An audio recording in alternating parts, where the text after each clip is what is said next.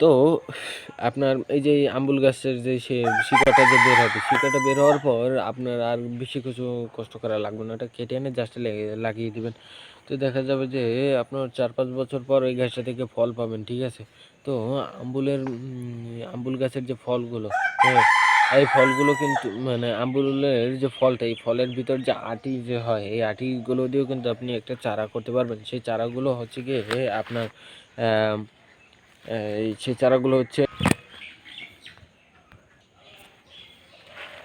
মানে এক একটা গাছ থেকে কিন্তু মানে এই যে আটিগুলো, ঠিক আছে? তো এই আটিগুলো কিন্তু আপনি কিন্তু বিভিন্ন ধরনেরই পেয়ে থাকবেন, হ্যাঁ? মানে এই যে আটিগুলো, ঠিক আছে? আটিগুলো কিন্তু দেখা যায় যে আপনার সব আম্বুলে কিন্তু হয় না। যেমন আপনি মনে করতে পারেন এই যে লাল যে আম্বুলটা, ঠিক আছে?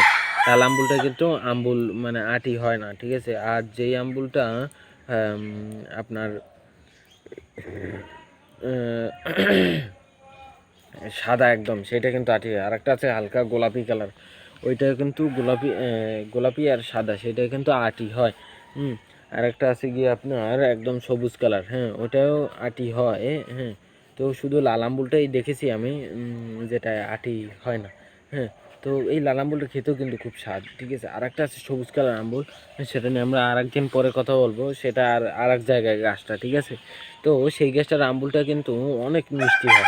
হুম তো তো সেটা কিন্তু এক একটা আম্বুল গাছের কিন্তু এক এক রকমের স্বাদ, এমনকি আম্বুল গাছ নয়, আম্বুলের, হ্যাঁ, এক একটা আম্বুলের স্বাদ এক এক রকমের।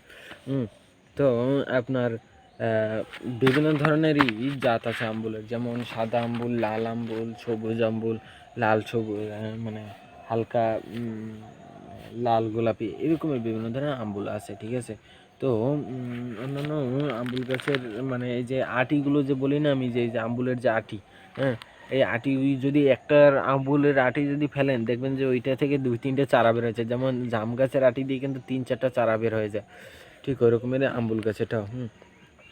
তো আপনারা এই আম্বুল গাছের আটিটা যখন লাগাবেন, ওটা মানে আম্বুল খেয়ে পোক্ত একটা আম্বুল দেখে, হ্যাঁ, মানে গাছ থেকে পেরে পোক্ত একদম, সেটা হালকা হালকা পোকে খাচ্ছে দেখবেন, হ্যাঁ, একদম পোক্ত বড়, হ্যাঁ, হালকা হালকা হলদে হয়ে গেছে, ওই আম্বুলটাকে পেরে নিয়ে আসবেন। পেরে নিয়ে এসে ওইটার আটিগুলো বের করবেন, কয়েকটা আম্বুলই পেরে নিয়ে আসবেন, 10-15টা।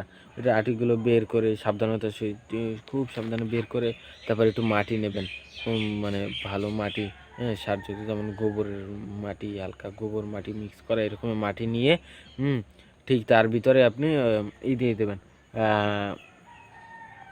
আপনি তার উপরে এরকম বিছিয়ে দিয়ে, উপর দিয়ে হালকা একটু মাটি দিয়ে রেখে দেবেন। দেখবেন যে কিছুদিন মাস 2 পরই দেখবেন যে ওটা থেকে আপনার বের হয়েছে, মানে চারা বের হয়ে গেছে। তো